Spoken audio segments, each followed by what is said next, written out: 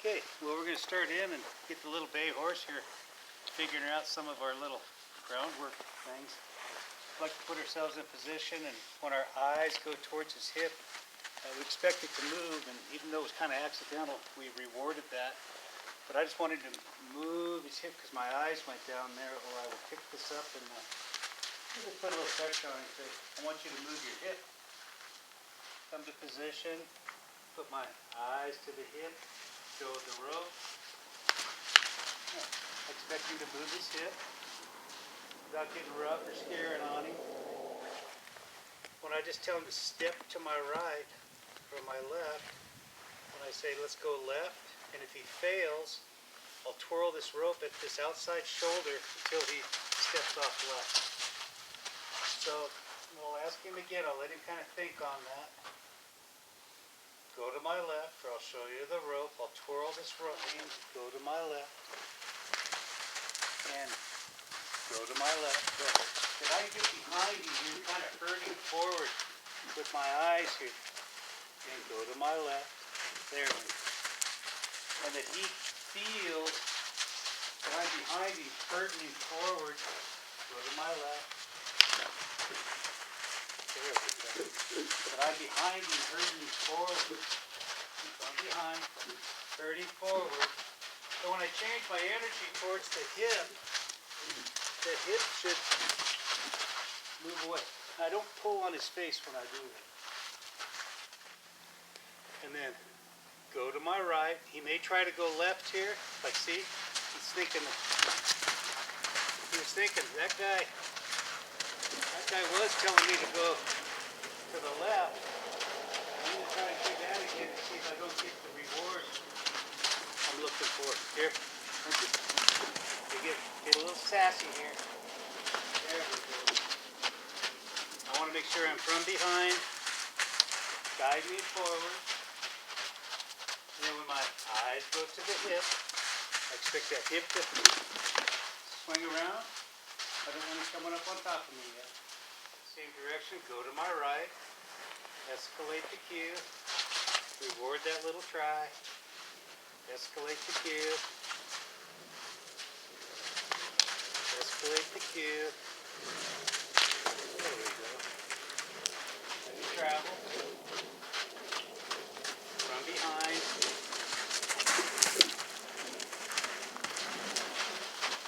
A little nervous. Trying to be a little protective of himself here. Eyes towards the hip.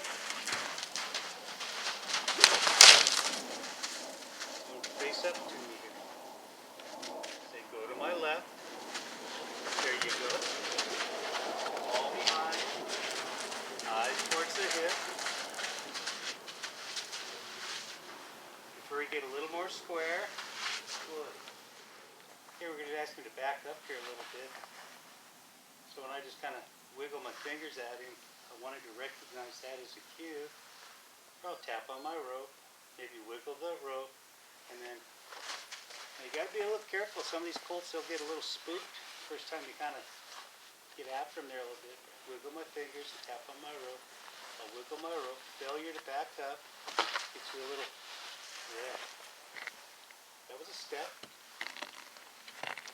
I'll wiggle my fingers, tap on my rope. I'll wiggle my rope. Failure. Get you a little slap under the chin.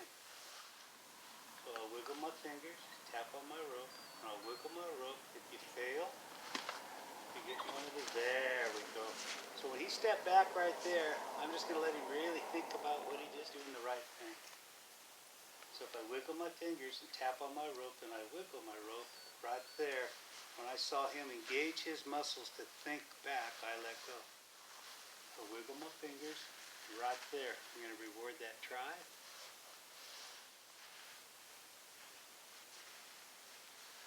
Wiggle my fingers right there. Absorb on that. We'll just build on it next session. Now we're going to teach him a little flexion here. Let me see if I can't get him to come around laterally. I just put my hand down. I just pick that up and just kind of, what I say, melt slack out of the ring. Just kind of go to the point of contact. And him coming to me at all, I give him a full release right there. And I'm going to hope elk that go to contact, wait, and I'll wait for him any sign that he's thinking about surrendering. I get back. Good boy. Good boy. And me personally, I never pull him past the point of the shoulder. Okay, so we're going to see if we can't get him to lower his head here. I'll just kind of grab that knot and stiffen my arm here. I'm going to make a claw, and I'm not pushing down here when I do this. I'll just touch, squeeze, squeeze a little harder, and I'll just start to rock him back and forth. And notice I've turned my face away so I don't get hit here if he goes to throw a fit. And all I'm going to ask him to do, see his head's coming up, he's trying to figure out how do I get release.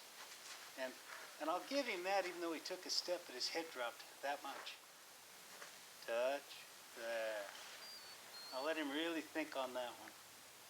All I did was touch him, and his head fell away from my hand. Squeeze there.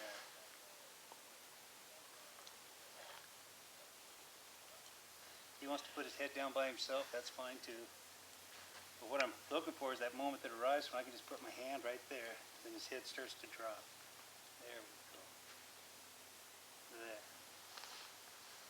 And for me, that's probably enough.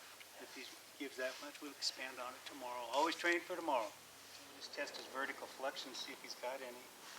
Just touch, again. Up towards the chest. A little more. Not asking him to back. So I'll follow him. There. And when his feet stopped, there.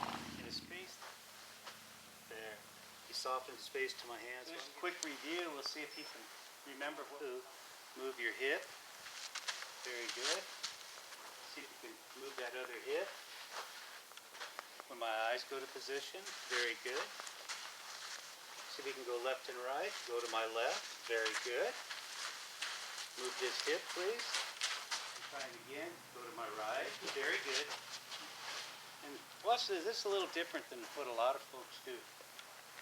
When I ask him to go to my right, and he starts to leave, I let go of the rope. And there's a reason. Okay. Watch, when I ask him to go to the left here, go to the left, and he starts to go left, I let go of that with my left hand. And the reason is this. I don't want there. What I like there is he thought about following that cue right there. I don't want to be where I'm holding him out like this the whole time. I could just re-cue him by doing that. Escalate. You see that hand lift out there, there. And he wants to go on that tiny little cue. And that's kind of what we're looking for. Okay.